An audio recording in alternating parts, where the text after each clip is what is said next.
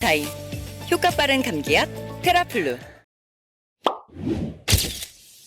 객체 지향 프로그래밍을 공부하시다 보면 디자인 패턴들에 대해서도 배우시게 될 거예요. 시험에서 점수를 잘 받으려고 어렵게 공부해서 각각을 어떻게 코딩하면 되는지는 외우더라도 이런 패턴들이 실제 코딩에서 어떤 도움을 줄 수 있는지, 뭐에 쓰는 건지는 정작 모르고 넘어갈 때가 많아요. 수업 자료 중에서 이해를 돕고자 예시를 들어주지만 그 예시들이 실전과는 동떨어진 부분들이 많아서 정작 코딩할 때는 쓰지 않게 되는 경우들이 있거든요. 그래서 이번 시리즈에서는 이런 디자인 패턴들을 이해하기 쉽도록 하나하나 알려드리되 가능한 실전에 가까운 예시를 사용해서 여러분들이 보다 실용적으로 이해할 수 있도록 해볼게요. 다만 이 영상을 보시려면 객체 지향에 대한 기본적인 이해는 필요하기 때문에 아직 생성자나 상속, 인터페이스 등 객체 지향 개념을 아예 모르시는 분들은 이 영상을 먼저 보시면 좋을 거예요. 어렴풋이만 아시는 분들을 위해서 이 객체 지향 요소들에 대해서도 중간중간 쉽게 설명해 드리도록 할게요. 오늘은 이 디자인 패턴들을 다룰 거고요. 언어는 자바를 사용해서 진행합니다. 그럼 시작해 볼게요.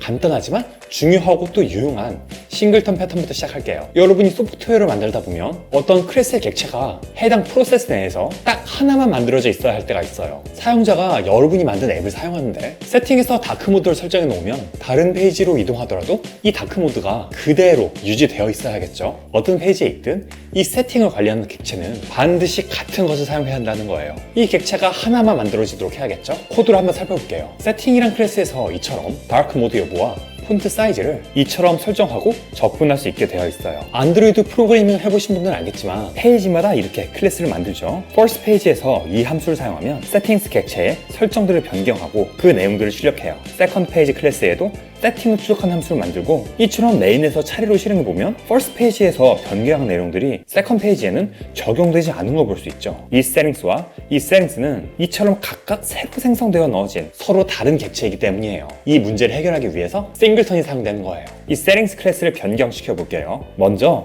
생성자를 private을 만듭니다. 그럼 다른 클래스에서 이렇게 new로 생성하지 못하게 되겠죠. 그리고 static으로 클래스 자기 자신인 settings 타입의 객체를 하나 더요. 클래스 안에 static이 아닌 변수나 메소드들은 객체가 생성될 때마다 메모리의 공간을 새로 차지하지만 static으로 선언된 것들은 객체가 얼마나 만들어지든 메모리에 지정된 공간에 딱 하나만 존재하게 돼요. 컴파일 할 때부터 이 요소가 차지할 메모리 용량을 이미 알 수 있도록 딱 정해져 있기 때문에 이런 동적 요소들과 대비되는 개념으로 static, 정적 요소라고 불리는 거죠. 정적 변수 settings를 만들었고 이번엔 정적 메소드 get settings를 만들게요. 여기가 중요한 부분입니다. 이 settings는 처음에 널로 초기화되어 있죠. 아직 그 상태라면, 즉 다른 곳에서 이 get settings 메소드를 실행하기 전이라면 이처럼 settings 객체를 선언해서 이 변수에 넣어주고 어디선가 get settings를 이미 실행해서 settings가 만들어진 상태라면 그걸 그대로 반환해주면 되는 거죠. first 페이지와 second 페이지에서 settings 변수의 값을 넣는 부분을 이렇게 변경해 줄게요. static 메소드는 이미 메모리의 정적 공간에 자리를 차지하고 있는 상태이기 때문에 해당 객체를 new로 생성하지 않고도 이처럼 클래스에서 바로 불러낼 수 있어요. 자, 이제 다시 프로그램을 실행해보면 first 페이지에서 변경한 세팅이 second 페이지에서 그대로 출력된 모습을 볼 수 있죠. first 페이지에서 이 정적 settings의 값을 넣었고 second 페이지는 이걸 그대로 가져다 쓰기 때문이에요. 기똥차죠? 이제 페이지를 몇 개를 만들든 세팅에 대한 걱정은 하지 않아도 될 거예요. 그냥 정적 변수들 쓰지 왜 싱글턴을 쓸까 하고 궁금해 하시는 분들도 있을 텐데 인터페이스의 사용이나 레이지 로딩 등 싱글턴으로 할 수 있는 것들이 더 많기 때문이에요. 기본적인 싱글턴 코드를 보여드렸는데 이렇게만 작성하면 멀티스레드 환경 등에서 오류가 발생하는 소지들이 있어요. 그래서 싱글턴을 보다 안전하게 사용할 수 있는 방법들을 언어마다 검색해보시면 좋은 자료들을 찾을 수 있을 거예요.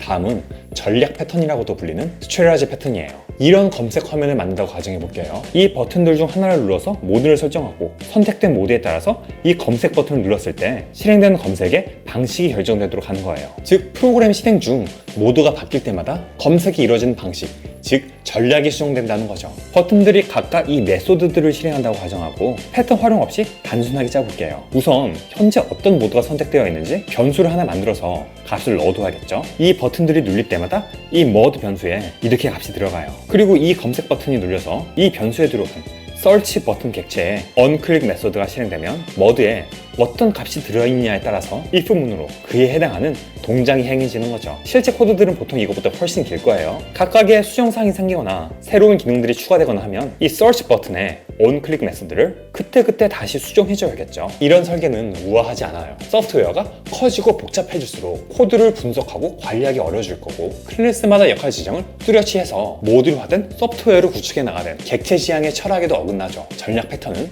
모드마다의 동작 하나하나를 모듈로 따로 분리해서 이 버튼들을 누를 때마다 이 검색 버튼을 누를 때 실행될 검색 모듈을 갈아 끼워주는 방식으로 코드를 짜는 거예요. 전략 패턴으로 다시 한번 코드를 살펴볼게요. 이 onClick 메소드 내의 코드들 다 없애고 여기 search strategy라는 이름으로 만든 이 객체의 search 메소드만 실행하도록 했어요. 이 search strategy는 클래스가 아닌 인터페이스예요. 아직 객체 지향 개념이 약한 분들을 위해서 설명드리자면, 인터페이스는 자격증과도 같아요. 자격증이 혼자 움직여서 일을 하지 못하지만 누가 바리스타 자격증을 따면 바리스타 일을, 스쿠버 자격증을 따면 스쿠버 다이빙을, 의사 자격증을 따면 의사 일을 할 수 있으리라고 기대할 수 있고 또 그래야 하죠. 인터페이스는 그 자체로 객체를 만들 수는 없지만 특정 인터페이스를 임플리먼트한 클래스는 해당 인터페이스에서 지정한 메소드를 필수적으로 선언해서 장착해야 해요. 바리스타가 커피를 어떻게 내리는가는 자유인 것처럼 그 메소드의 내용은 짜기 나름이지만요. search strategy 타입으로 변수를 지정한다는 건 그 값으로 이 자격증을 가진 클래스의 객체가 이 변수에 대입되는 거예요. 이 자격증은 search라는 메소드를 갖기 때문에 search strategy를 임플리먼트한 이 클래스들은 모두 search 메소드를 갖는 거죠. 각 모드마다 실행된 코드들을 바로 이 클래스들에 각각 작성하도록 할게요. search 버튼 클래스의 search strategy는 생성식 이처럼 전체 검색으로 초기화되어 있지만 이 세터를 이용해서 언제든 search strategy 인터페이스를 입은 다른 검색 전략으로 갈아 끼울 수 있는 거예요. 그럼 이 버튼들의 역할은 어떻게 될까요? 네, 이처럼 search 버튼 객체의 검색 전략을 각각의 것으로 갈아 끼워 넣는 거예요. 이제 이미지 검색의 방식이 변경되면 이 클래스를 찾아 내용을 수정하면 되고, 영상 검색 등 새 검색 방식이 추가되면 search strategy를 임플리먼트한 새 클래스를 만들어서 여기다 연결해주면 되겠죠? 이처럼 옵션들마다의 행동들을 모듈화해서 독립적이고 상호 교체 가능하게 만드는 것이 strategy, 전략 패턴이에요. 스탯 패턴의 설계 구조는 스트레라지와 얼핏 비슷해요. 인터넷에서 검색하셔서 코드를 살펴보시면 이게 전략 패턴이랑 뭐가 다르지? 하는 생각이 들 수 있어요. 이 둘이 어떻게 다른지를 대략적으로 설명하자면, 전략 패턴은 어떤 동일한 틀 안에 있는 특정 작업의 방식, 모드를 바꿔줄 때, 그리고 스테이트 패턴은 TV가 꺼져 있을 때 누르면 켜지고 켜진 상태에서 다시 누르면 꺼지는 버튼처럼 특정 상태마다 다르게 할 일, 나아가서 그 상태들 자체를 그 상태마다 실행 시 할 일과 함께 하나하나 모듈화해서 지정해둘 때 쓰이는 거죠. 앱 화면에 다크모드 여부를 껐다 켰다 하는 스위치를 프로그래밍한 예제예요. 이 머드 스위치 클래스를 살펴볼게요. 스트레지 패턴의 설치 버튼과 유사하죠? 여기에 설치 스트레지가 있는 것처럼 여기는 머드 스테이트가 있고, 온 클릭은 여기서 온 스위치로 바뀌었어요. 모드의 상태를 나타내는 머드 스테이트 인터페이스는 이를 토글, 즉 온, 오프로 바꿔주는 역할의 토글 메소드를 갖고 있죠. 이를 임플리먼트한 라이트 모드와 다크 모드 클래스들은 스트레지 패턴의 모드 클래스들처럼 스위치를 눌렀을 때의 기능을 수행할 뿐 아니라 이 모드를 상태로 가지고 있는 스위치의 모드를 각각 반대 상태로 바꿔 넣어줘요. 즉 라이트 모드에서 스위치를 가동하면 다크 모드로, 다크 모드에서는 라이트 모드로 상태가 전환되는 거죠. 스트레지 패턴이 지정된 특정 메소드가 모듈화된 모드에 따라 다르게 실행되도록 하는 거라면, 이 스테이트 패턴은 그 메소드가 실행될 때 모두도 전환되도록 하는 것이라고 이해하셔도 좋아요. 그 모두의 전환이 예지처럼 여기서 진행될지 혹은 이 부분에서 이 부분으로 진행될지는 프로그램의 특성에 따라 판단하셔서 선택하시면 돼요.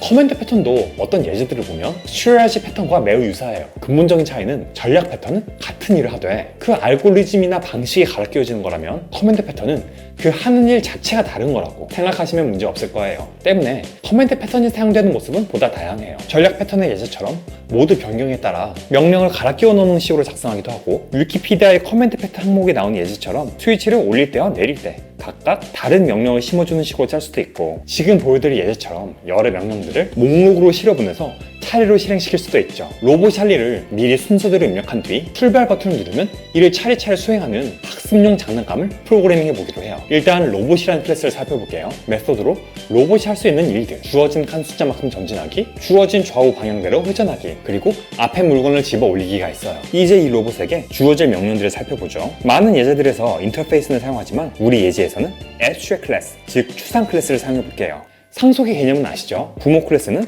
메소드라는 가업뿐 아니라 멤버 변수라는 유산도 물려주죠. 인터페이스보다 제한되는 점이라면 한 사람이 자격증을 몇 개든 딸 수 있지만 상속해줄 부모님은 여럿을 줄 수 없다는 거예요. abstract, 추상 클래스는 지병이 있어서 밖에 나다니지 못하고 집콕해 있는 부모예요. 스스로는 객체를 생성해서 활동하지 못하지만 대신 상속을 받은 자식 클래스들이 물려받은 유산과 가업을 그대로 또는 자기 방식대로 수정해서 그리고 자기만의 재산과 직업을 추구해서 활동을 하는 거죠. 이 커맨드라는 추상 클래스는 로봇이라는 유산이 있고 가업으로는 이 로봇의 값을 지정하는 set 로봇 그리고 명령을 실행한다는 의미의 execute가 있어요. execute는 추상 메소드라 인터페이스의 메소드처럼 부모 클래스가 아닌 자식 클래스에서 구현되죠. 부모가 시키기만 했지 가르쳐주진 않은 거예요. 이 커맨드로부터 상속을 받은 새 자식 클래스들을 살펴볼까요? Move Forward 커맨드는 칸수를 의미하는 정수값 스페이스를 임자로 받아서 생성이 돼요. execute를 하면 로봇으로 하여금 스페이스 값만큼 전진을 하도록 하죠. Turn 커맨드 클래스는 방향값과 함께 생성돼서 로봇에게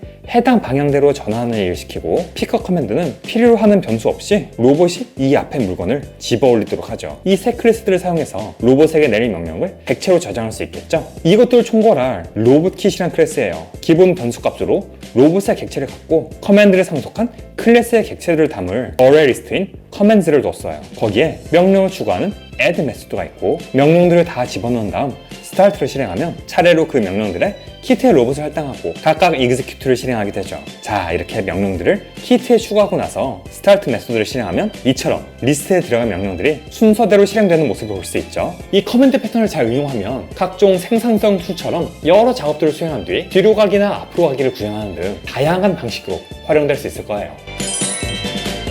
우리나라와 다른 콘센트나 전압을 쓰는 외국에 가면 이런 어댑터를 가져와서 사용하죠. 어댑터란 것, 형식이 다른 둘 사이에 연결돼서 이 둘이 호환될 수 있도록 해준 도구예요. 객체 지향 프로그래밍에서 어댑터는 보통 인터페이스가 서로 다른 객체들이 같은 형식 아래 작동할 수 있도록 하는 역할을 해요. 인터페이스는 자격증 같은 거라고 했죠. 양식 자격증을 가진 요리사는 요리를 하고 파티시에 자격증을 가진 파티시에는 제과를 한다고 쳐요. 요리사들이 일하는 큰 식당에서 디저트 메뉴를 제공하기 위해 파티시에를 고용했어요. 매니저는 바쁜 와중에 누구한테는 요리해라, 누구한테는 제거해라 구분해서 말할 정신이 없어요. 그래서 파티시에게 어댑터를 달아주는 거예요. 파티시님은 앞으로 제가 요리해주세요 하면은 제과를 해주시면 됩니다 하고 말이죠. 이제 매니저는 누구에게든 요리를 시키면 되는 거죠. 어떤 걸 하게 될지 감이 잡히시나요? 스토리지 패턴에 검색 버튼 예시를 다시 볼게요. 사이트가 다른 서비스와 연결되면서 동영상을 검색하는 옵션도 가져오게 됐어요. 그런데 이 검색 방식은 다른 회사에서 짠 거라서 우리가 쓰던 것과는 인터페이스가 다릅니다. 인터페이스 이름뿐 아니라 메소드명도 다르고 메소드의 형식도 달라서 글로벌로 검색할지 여부를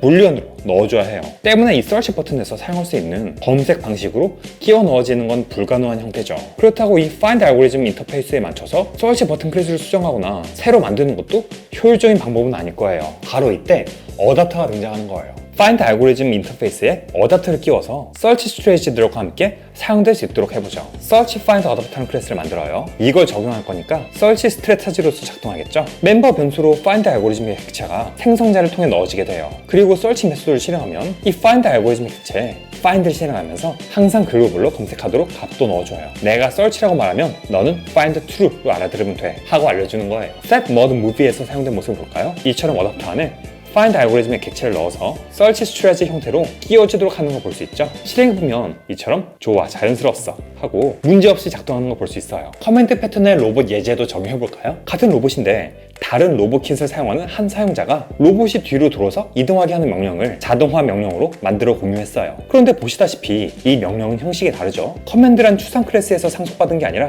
order라는 인터페이스를 적용한 클래스고 로봇을 내부 변수로 가는 게 아니라 run이라는 명령어에 임자로 넣어줘요. 때문에 이 상태로는 우리의 로봇 키트에서는 이 명령 셋이 호환되지 않아요. 뭘 해야 할지 알겠죠? 어댑터를 만듭시다. 멤버 변수 order 객체를 생성자로 받아와요. 그리고 이 execute 명령을 받으면 order 객체에 넣으래. 상속받은 내부 변수인 로봇을 넣어 실행하도록 하는 거죠. 내가 execute 하면 갖고 있는 로봇 가지고 run 하면 돼 하고 말해주는 겁니다. 이렇게 어댑터에 끼워서 명령 리스트에 넣어주면 보시다시피 기똥차게 작동을 하죠. 알겠나요?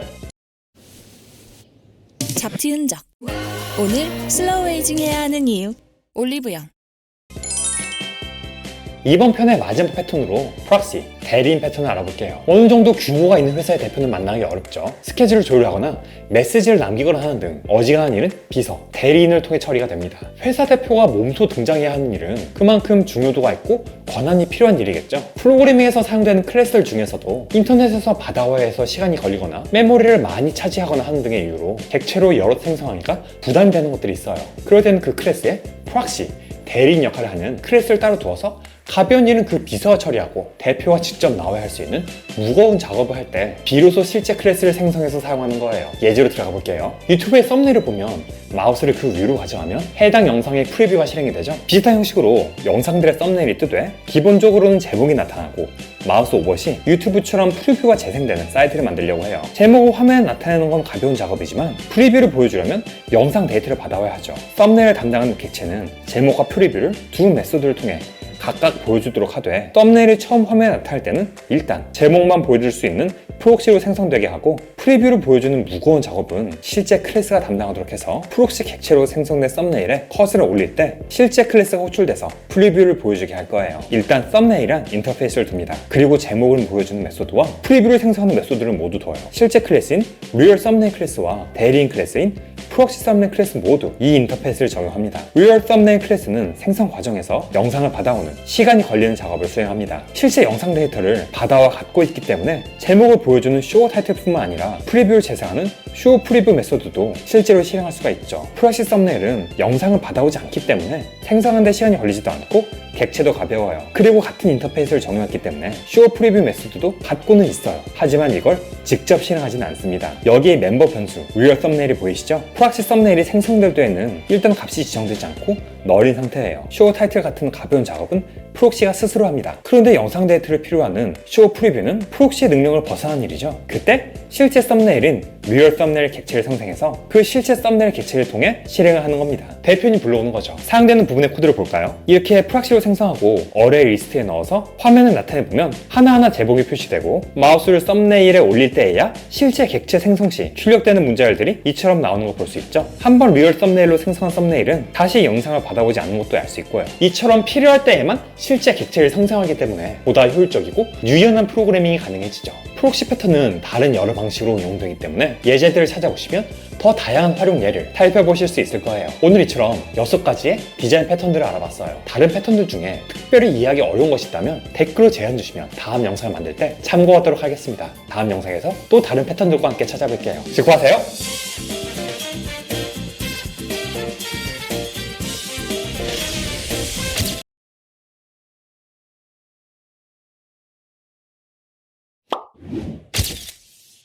여섯 가지 패턴들을 다뤘던 지난 영상에 이어서 오늘은 이 7가지 패턴들을 다뤄볼게요. 그럼 시작합니다. 퍼스트 패턴은 객체 지향 언어를 사용하는 프로그래밍을 코딩하시는 분들이라면 아마 사용해 보신 적이 있을 거예요. 여러 클래스의 객체들을 복합적으로 사용해야 수행할 수 있는 작업들이 있죠. 내가 있는 곳에 주소를 출력하기 위해서는 지오로케이션 객체로 현 위치의 좌표를 얻고 인터넷 커넥션 객체로 인터넷에 연결해서 위치 정보를 제이슨 형태의 문자열로 받아온 다음 인터넷 연결을 종료해주고 받아온 문자열은 제이슨 클래스로 데이터형 객체로 바꿔서 이걸 인자로 주소를 담을 맵 객체를 생성하고 도류명 또는 집원 주소를 출력한다고 가정하죠. 이런 작업이 여러 곳에서 이루어져야 한다면 누군가 여러분에게 퍼스트 패턴을 알려주지 않아도 이것들을 하나의 메소드로 만들고 그걸 돌리는 클래스를 하나 만들어서 여기서는 이 클래스의 객체를 생성하고 이 메소드를 실행하면 위의 작업들이 이 코드 한 줄로 실행되도록 할 수 있겠죠. 작업을 할 때마다 이 클래스들 하나하나에 접근해서 일일이 객체를 만들고 또 그것들을 하나하나 연결하고 하는 건 정말 비효율적이니까요. 이 클래스의 생성자나 내부의 이 변수들에 값이 들어가는 방식은 정해져 있는 게 없으니까 필요에 따라 맞게 프로그래밍 하시면 되고요. 중요한 건 이 작업을 실행하는 사용자 측에서 이런 복잡한 연결 과정을 알 필요가 없도록 이 구현부는 프랑스어로 외벽을 뜻하는 퍼사 뒤에 숨겨두고 이 작업을 실행할 때는 이 외벽에 달린 스위치만 누르면 되도록 코드를 짜는 거예요. 굳이 패턴으로 따로 불러야 하나 싶죠? 그럼 다음 패턴으로 넘어갈게요. 할 수 있다, 너는 잘한다, 뭐 무조건 취업할 수 있다가 아니라 좀 냉철하게 많이 봐주신 것 같아요. 후배 개발자로서 템플릿 메소드 패턴이란 어떤 같은 형식을 지닌 특정 작업들의 세부 방식을 다양화하고자 할 때 사용하는 패턴이에요. 대대로 전통 약과를 만드는 가문이 있어요. 약과를 만드는 데는 반죽을 만드는 과정, 반죽을 기름에 튀겨내는 과정, 그리고 시럽을 바르는 집청 과정이 있죠. 이 세 과정을 어떻게 하느냐에 따라 다양한 약과들이 만들어질 수 있을 거예요. 지난 화에 다뤘던 전략 패턴에서는 이 방식들을 각각 갈아 끼워 넣을 수 있는 모듈화된 형식으로 따로 만들었죠. 템플릿 메소드 패턴은 이와는 달리 다양화된 방식을 각각 자식 클래스에서 오버라이딩하는 방식으로 구현하는 거예요. 그러면 객체 지향의 단순한 상속일 뿐인데 왜 패턴으로 따로 구분한 거지 의아하실 수 있어요. 템플릿 메소드에서 상속은 일정 형식이 있어요. 부모 클래스에서 전반 과정을 수행하는 메인 메소드가 있고 그 과정 가운데 세부 메소드가 있어요. 메인 메소드를 호출하면 실행 중에 이 세부 메소드들이 호출되는 형태죠. 자식 과정에서는 그 세부 메소드를 오버라이딩 하는 거예요. 약과 가문의 부모님이 약과를 만드는 과정을 반죽, 튀기기, 그리고 집청으로 정해놨어요. 이 전체 과정은 자식들이 바꿀 수가 없어요. 이게 달라지면 약과가 아닌 게 돼버리는 거죠. 하지만 이 세부 과정 하나하나는 자식들이 자기만의 스타일로 개발해서 다양한 약과들을 발전시켜 나갈 수 있는 거예요. 감이 오시죠? 코드를 살펴볼게요. 앱에서 위치 정보를 제공하는 기능에 네이버 지도와 카카오 지도를 둘 다 사용할 수 있도록 탭으로 구분된 기능을 주려고 해요. 각각 탭을 누르면 해당 서버에 접속해서 받아온 지도를 화면에 보여주고 지도에서 현재 위치로 이동하는 거예요. 어떤 지도를 쓰든 이 세 과정은 이 순서대로 모두 반드시 실행해야 하는 거죠. 네이버 지도와 카카오 지도는 서로 완전히 다른 API이기 때문에 이 기능들을 구현하는 코드도 상이해요. 이 두 탭의 기능을 맵뷰 추상 클래스에서 상속받은 네이버 맵뷰와 카카오 맵뷰 클래스로 각각 만들어 볼게요. 추상 클래스와 추상 메소드에 관해서는 지난 영상에서 다뤘었죠. 맵뷰에서 이 셋을 직접 구현하지는 않기 때문에 이 메소드들은 추상으로 선언만 해두고 이 셋을 차례차례 실행할 init map 메소드만 이처럼 구체적인 구현을 해놓을 거예요. 이 메소드는 자식들이 건들면 안 되는 거죠. 맵뷰에서 상속한 이 클래스들에서 이 세부 메소드들을 각각 구체화해서 각각 네이버와 카카오의 방식대로 기능들을 구현해 놓는 거예요. 그렇게 완성된 클래스로 객체를 생성해서 이렇게 메인 메소드를 실행해주면 되는 거죠. 템플릿 메소드 패턴은 이처럼 어떤 일을 수행하는 몇 가지 방법이 있는데 그 전반적 과정에 공통된 절차가 있을 때 코드를 효율적으로 짜기 위해 만들어진 패턴이에요. 특정 클래스에 객체들이 할 수 있는 일을 여러 가지 두고 각 객체마다 사용자가 원하는 대로 골라시키거나 기능들을 필요에 따라 장착할 수 있도록 할 때 데코레이션 패턴이 사용돼요. 종스코어 슈팅 게임들을 보면 전투기가 아이템을 먹거나 레벨업을 할 때마다 공격 시 발사해야 되는 무기들이 추가되는 걸 흔히 볼 수 있죠. 전투기, 파이터 인터페이스를 살펴봅시다. 공격 버튼을 누르면 실행되는 어택 메소드가 있죠. 이 인터페이스를 적용한 X윙 전투기는 어택을 호출하면 기본적으로 탄환을 발사해요. 이 전투기가 아이템을 먹을 때마다 공격할 때 발사되는 것들이 추가되도록 할 거예요. 먼저 추상 클래스로 파이터 데코레이터를 만듭니다. 변수로 파이터 객체가 들어있고 이를 생성자로 받아서 지정해줘요. 어택 메소드를 호출받으면 스스로 뭘 실행하는 게 아니라 이 변수로 받은 파이터 객체에 어택 메소드를 실행합니다. 이 추상 클래스들로부터 상속받은 이 세 클래스들을 만들게요. 오버라이드된 메소드에서 슈퍼 메소드를 실행한다는 건 상속해준 부모가 해당 메소드에서 하는 것을 그대로 실행한다는 의미인 거 알고 계시죠? 이 어택 메소드를 실행할 경우 일단 부모가 어택하는 방식 그대로 공격을 하고 그 후에 자식이 나름의 공격을 실행하는 거죠. 자, 아직은 이것들이 어떻게 사용될지 감이 안 오실 거예요. 일단 그냥 X윙 객체를 만들어서 실행을 해봅시다. 여기 지정한 대로 그냥 탄환이 한번 발사되죠? 여기에 레이저 공격을 추가해 볼게요. 레이저 데코레이터 객체를 생성자의 X윙을 넣어서 생성을 하고 실행을 해봅니다. 탄환이 발사된 뒤 레이저도 나오는 거 볼 수 있죠? 이 객체의 파이터 변수로 X윙이 장착이 돼서 먼저 X윙에 어택이 한번 실행되고 그 뒤에 레이저 데코레이터에 자체 공격이 나가는 거예요. 나머지 두 공격도 추가해볼까요? 이 객체를 미슬 데코레이터로 감싸고 또 이걸 플라즈마 데코레이터로 감싸서 3단 아머를 장착한 전투기를 만들어 볼게요. 공격 버튼을 누르면 탄환과 레이저, 미사일, 플라즈마가 이처럼 차례차례 발사되는 모습을 보실 수 있어요. 토니가 아이언맨 슈트를 입고 헐크버스터에 들어가는 것처럼 객체가 생성자 변수로 다른 객체 안에 들어감으로써 그 실행하는 메소드의 행동이 추가되도록 하는 것이 바로 데코레이터 패턴이에요.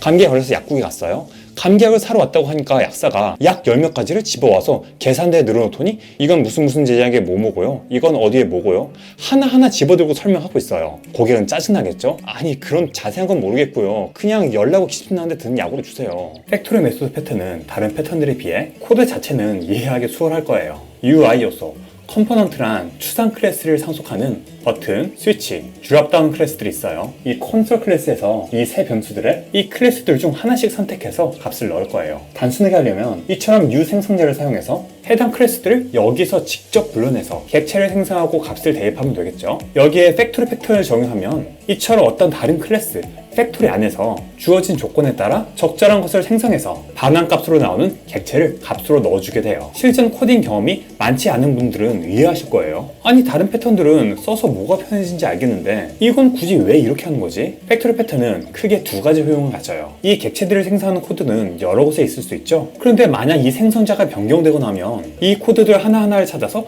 새 생성자 형식에 맞게 코드들을 변경해줘야겠죠. 객체를 생성하는 코드들이 많으면 많을수록 객체의 생성자를 변경하거나 사용되는 객체 자체를 변경하는 데 있어 부담이 커질 거예요. 이 역할을 팩토리 클래스가 대신하도록 하면 이제 이 메소드 내부만 병력시키면 되겠죠. 다른 하나는 조건에 따라 객체를 생성해 가져온 일을 이 팩토리 클래스에 위임해버림으로써 이 부분을 짜는 개발자들로 하여금 이 클래스들에 대해 알 필요가 없도록 하는 거예요. 모든 걸 직접 만들어서 프로그래밍 하는 경우는 드물죠.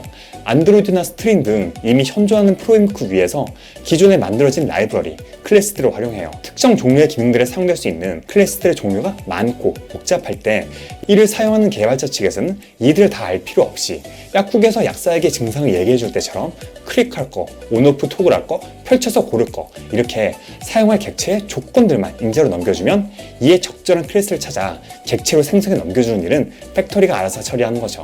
그리고 단순히 클래스를 골라주는 것뿐이 아니에요. 아까의 데코레이터 패턴에 팩토리 패턴을 적용해 볼게요. 이런 코드들을 내가 쓰는 거에 어렵지 않지만 전투기 객체를 생성할 다른 개발자들에게 넘겨줄 때는 보다 간단히 사용할 수 있도록 해주는 게 좋겠죠. 전투기 공장을 만들어 봅시다. 이 겟파이터 메소드에는 레이저와 미사일, 플라즈마를 장착할지 여부를 각각 불리한 인자로 넣어줘요. 일단 기본적으로 X유인 객체를 하나 만들고 레이저 업순위 true일 경우 이를 레이저 데코레이터로 감싸고 나머지 둘에 대해서도 똑같이 적용한 다음 최종 결과물을 발현하도록 하면 이제 사용자 측에서는 이런 데코레이터 패턴을 이해할 필요 없이 이 메소드의 새 인자들에 어떻게 값을 주느냐에 따라 필요한 데코레이터로만 덧입혀진 결과물들을 받을 수 있겠죠. 이 간단한 팩토리 클래스로 필요에 따라 8가지 조합의 결과물을 받을 수 있는 거예요. 기똥차죠?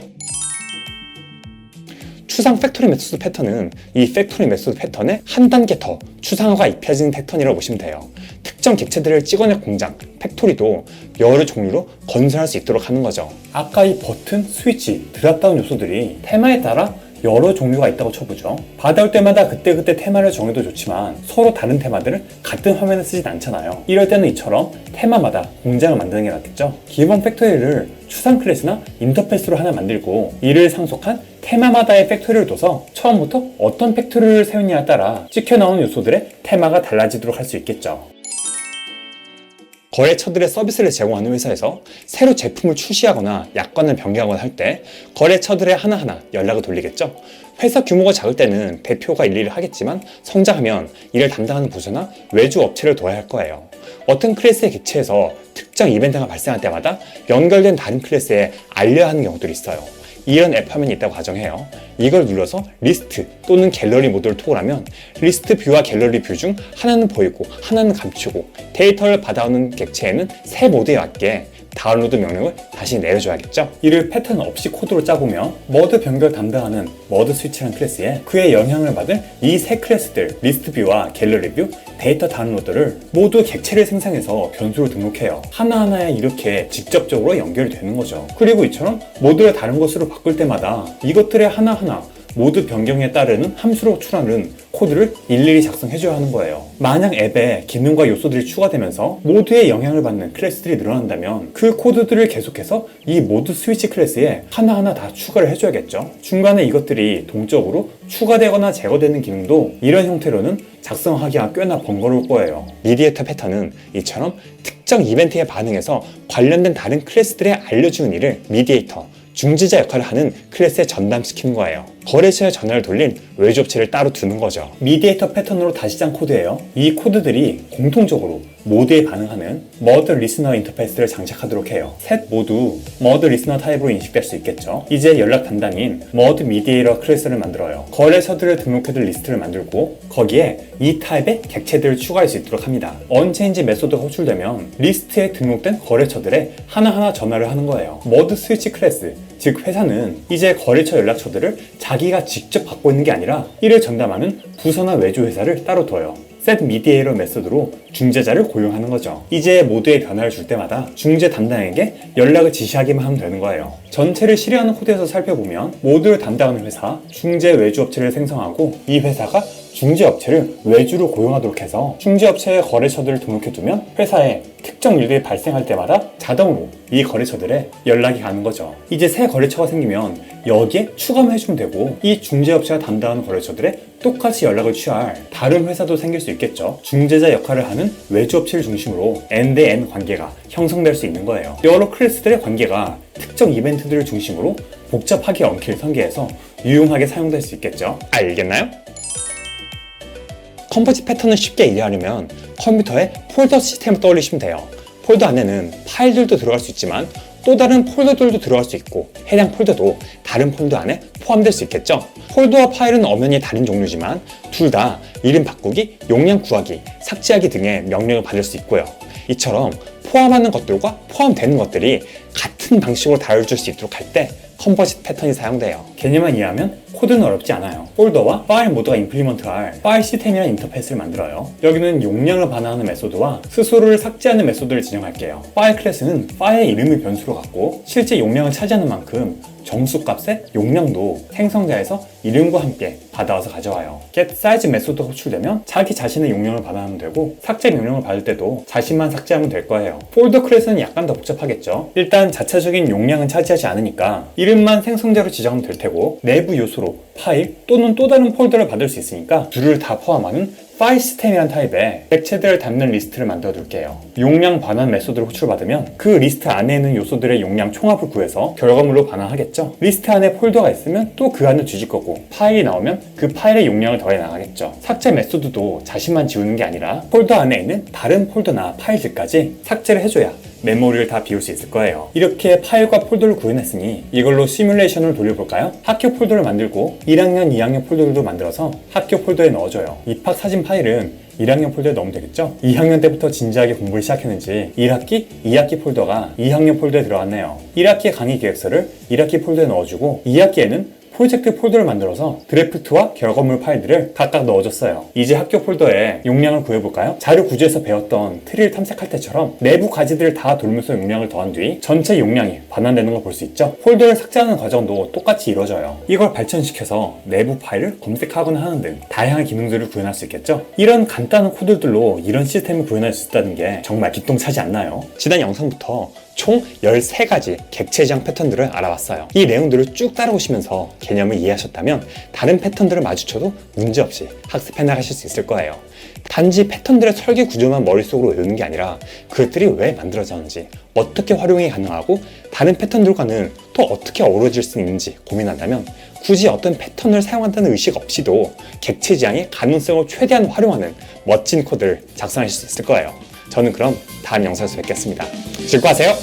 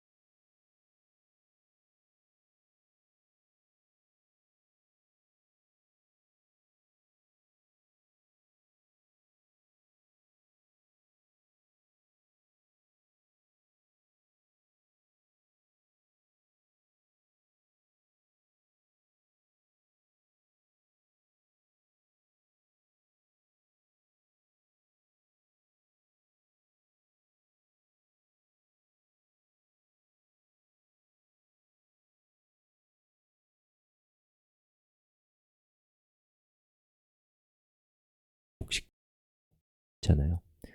뛰쳐나오를 이렇게 볼 수도 있겠죠. 첫 번째, 토픽이라고 하는 테이블과 이라는 것을 만들어줘요. 자, 요것의 요 첫 번째는, 자, 이번 시간에는 제2정규형을 만족시키기 위해서는 이 테이블상에 보시는 것처럼 partial dependencies, 즉 부분 종속성이 없어야 된다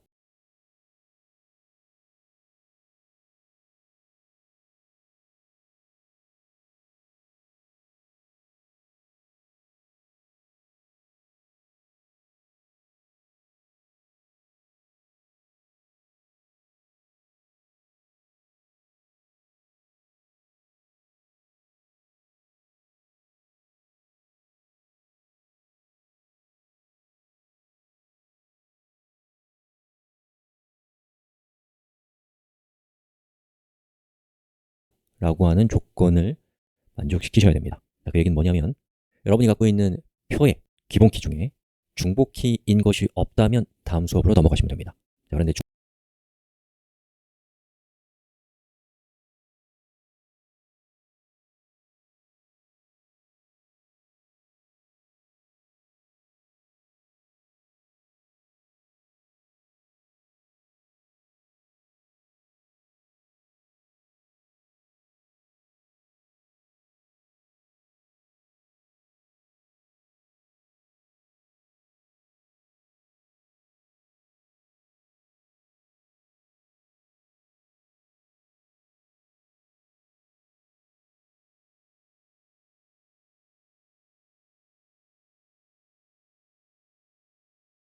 중복키인 것이 있다면 이 수업에 있는 내용을 한번 살펴보셔야 돼요.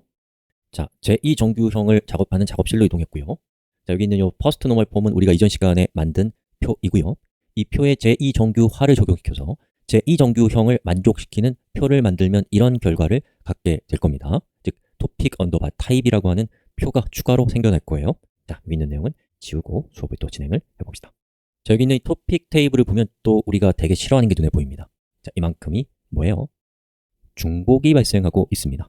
자, 그럼 얘가 중복이 발생하는 이유는 뭘까요? 바로 부분 종속성 때문인데요. 제가 지금 색깔로 표시한 이 행은 여기 있는 MySQL이라고 하는 제목 하나에만 의존하고 있어요. 즉, MySQL이라는 제목을 갖고 있으면 그 프라이머리 키를 통해서 우리는 이 행을 얻어낼 수 있습니다. 즉, 타입이 뭐냐랑은 상관없단 말이에요.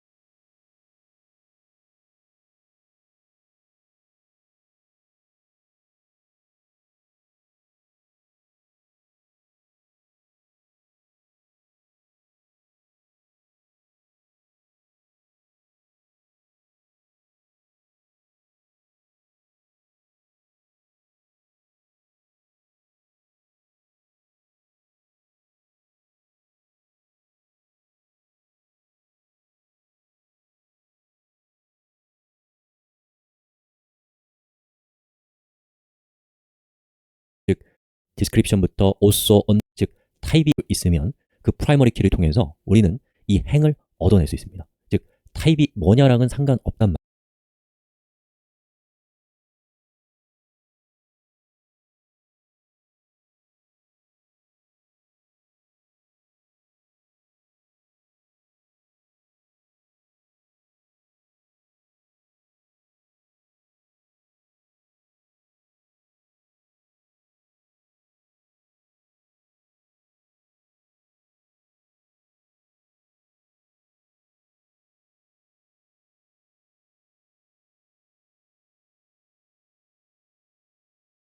말이에요. 즉, 이 행을 얻어낼 수 있습니다. 즉, 타입이 뭐냐랑은 상관없단 말이에요.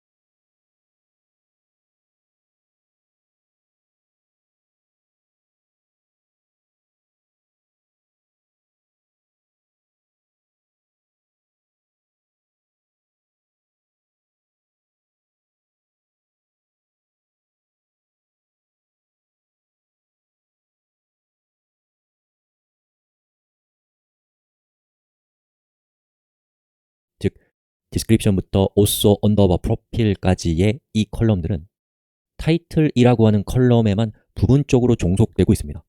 자, 그러면 이 토픽이라고 하는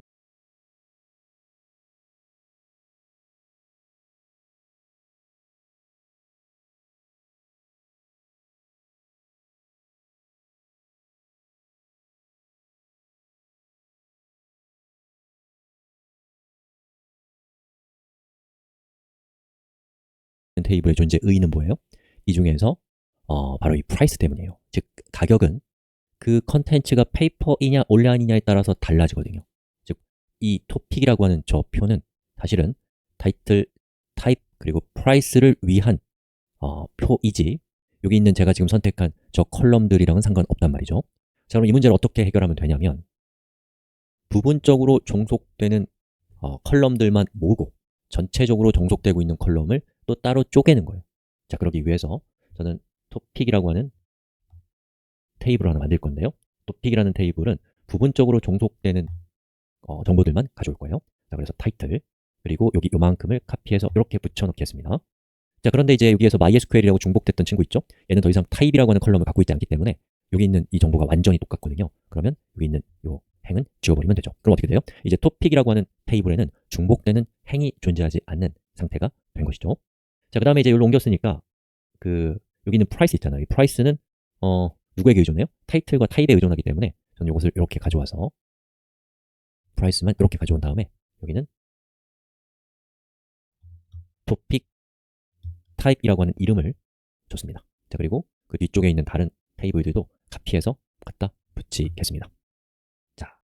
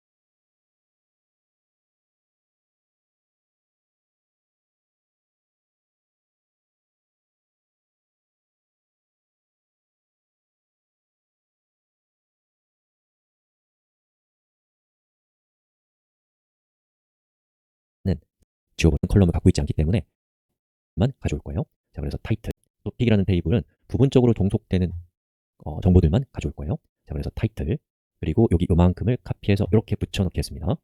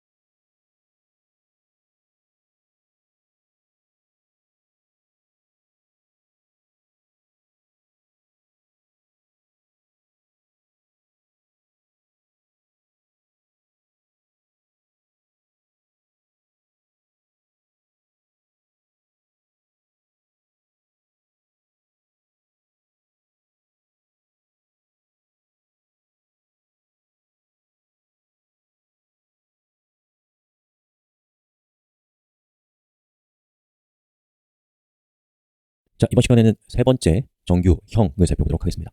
자, 세 번째 정규형을 만족시키기 위해서는 조건이 No Transitive Dependencies라고 해서, 자, 여기에서 Transitive라고 하는 이 어려운 단어는 타동사라는 뜻도 있고요.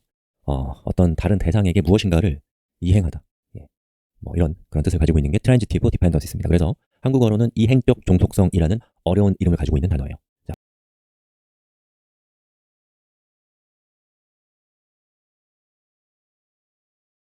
자, 어떻게 제3종교를 만족시키는지를 살펴봅시다. 자, 여기 보시면 이 위쪽에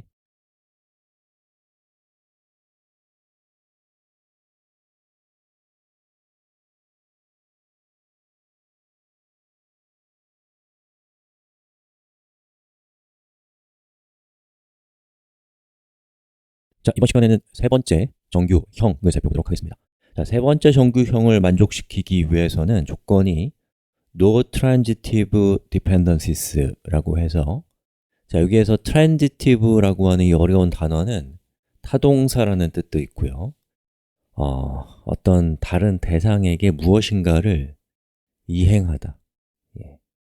뭐 이런 그런 뜻을 가지고 있는 게 Transitive Dependencies입니다. 그래서 한국어로는 이행적 종속성이라는 어려운 이름을 가지고 있는 단어예요. 자, 어떻게 제3종교를 만족시키는지를 살펴봅시다.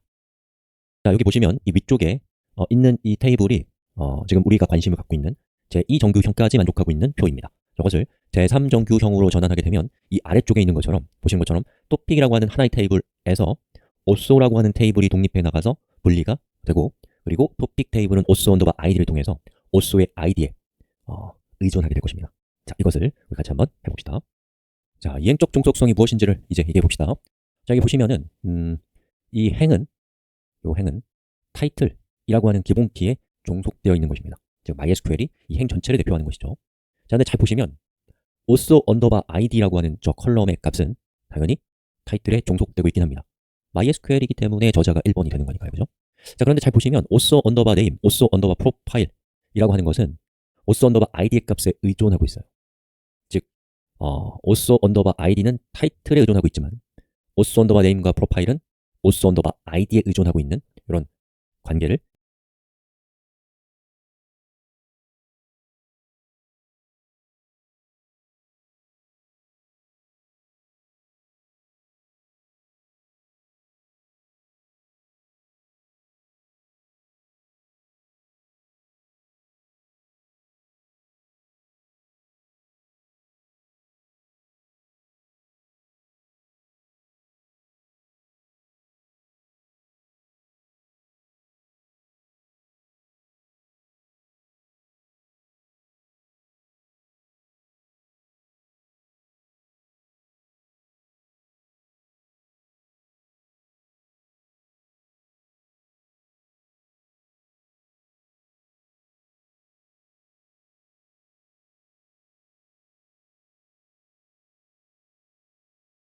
이행적 종속성이라고 하는데, 이행적 종속성을 가지고 있다면 그것은 뭔가 잘못되고 있다는 증거가 됩니다. 그 이유는 왜 그러냐면, 자, 보시는 것처럼 이렇게 두 개의 행은 뭔가 우리가 싫어하는 냄새가 나죠?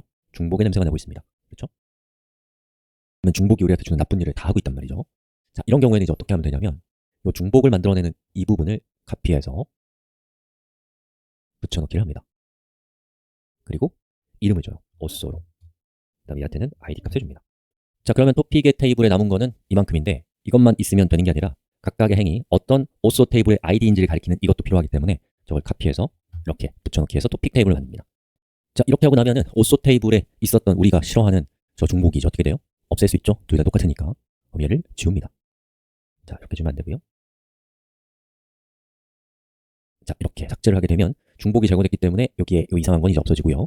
그리고 이쪽에 OSO 언더바 id에 있는 값은 중복되지만 우리가 프라이머리 키는 또 포린 키는 중복이라고 치지 않기 때문에 얘는 이렇게 지워버리면 중복이 제거된 아주 환상적인 느낌의 표를 만들 수 있는 거죠. 자, 그러면 나머지 것들은 그냥 그대로 가져와서 붙여넣기 하시면 됩니다. 자, 카피해서 이렇게 하면 현재 우리가 갖고 있는 표들은 제3정규형까지를 만족시키는 표가 된 거예요. 자, 그런데 여기에서 이 OSO 언더바 id라고 하는 저 OSO들을 대표하는 컬럼은 없을 가능성이 굉장히 크겠죠. 자, 그런 경우에는 이행적 종속성이 잘 눈에 보이지 않을 수 있지만 이렇게 생각하시면 좋을 것 같아요. 만약에 OSO 언더바 id가 없었다고 하더라도, 여기 있는 요 서로 성격이 같은 그 컬럼들은 내부적으로 암시적으로 자신의 그 식별자를 가지고 있을 것이다. 그럼 이제 우리 눈에는 잘 보이지 않지만 걔 역시도 이행적 종속성을 가지고 있는 거다라고 얘기할 수 있겠죠. 그럼 그때 이제 분리를 하면서 그 분리할 때 id 값을 구체적으로 줘서 둘 사이에 프라이머리 키와 포린 키로 이렇게 연결을 시켜주시면 되겠죠. 한편으로는 이런 생각도 들어요. 저는 우리의 무의식이 우리의 의식보다 훨씬 더 똑똑하다고 생각하거든요. 이거는 그냥 과학적인 얘기는 아니고요. 그래서 우리가 이렇게 표를 이렇게 좀 만들다 보면은 이 컬럼의 이름을 보세요. 컬럼의 이름 앞에 뭐가 붙어 있어요? 오쏘가 프리픽스로 접두사로 붙어 있죠. 그 얘기는 뭐냐면 우리의 의식은 모르는 상태에서도 우리의 무의식은 자기도 모르게 요 컬럼 3개가 같은 성격의 컬럼이다 라는 것을 알고 있는 거죠. 그래서 우리가 그냥 무의식적으로 쭉 만든 다음에 의식적으로 무의식이 한 그 어떤 선택들을 보고 그걸 이용해서 어떻게 쪼개면 될 것인가 라는 전략을 만들어낼 수도 있단 말이죠. 자, 보시는 것처럼 프리픽스가 있다라는 것은 걔는 무언가 독립시킬 가능성이 굉장히 크다는 얘기고 걔가 실제로 이렇게 중복을 발생시킨다면 우리가 아까 살펴봤던 테크닉에 따라서 얘를 분리시키면 되지 않을까라는 생각도 들어요. 자, 이렇게 해서 우리 제3정규형까지 살펴봤는데요. 여기 화면에 보고 계신 것처럼 여러 가지 정규형들이 존재하잖아요. 그리고 정규형이 한 번에 딱 세상에 뚱 떨어진 게 아니라 1970년부터 시작해서 2003년까지 천천히 발전하면서 여기까지 온 겁니다. 간신히. 그렇기 때문에 여러분